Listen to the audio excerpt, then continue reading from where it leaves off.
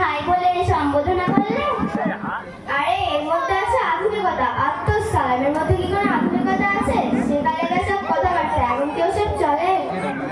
তুমি সালামের সম্পর্কে কিছুই জানো না। আর সালামের অর্থ বলো না। সালামের অর্থ হলো শাস্তি। আমরা ভালো থেকে আর খারাপ থেকে ভালোটাই বলতে হয়।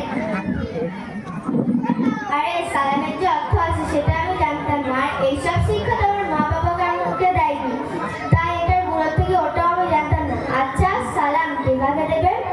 খুব ভালো একটি প্রশ্ন করলি। বয়স্করা ছোটদেরকে, ছোটরা বয়স্কদের, সন্তানেরা পিতা মাতাকে এক কথায় একে অপরকে সালাম দেবে। আচ্ছা তাবাসসুম, সালাম কি সর্ব অবস্থায় দেওয়া যায়?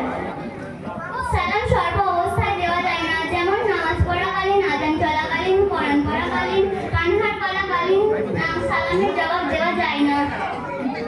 সালামের আরো একটি উপকারিতা আছে জানিস? সালামের আবার কি উপকার আছে বল না তাবাসসুম। আসসালামু আলাইকুম বলে 10 মিনিট কি আর ওয়ালাইকুম আসসালাম বলে আর 10 মিনিট।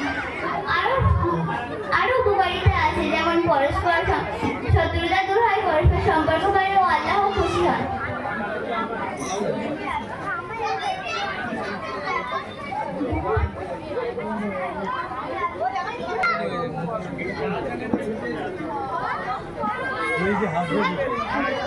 কথা কোথা থেকে শিখেছিস?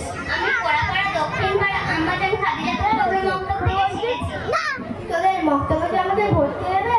অবশ্যই নেবে। তাহলে কাল বিকালে আমাদের মক্তবে তুমি পড়তে চলো।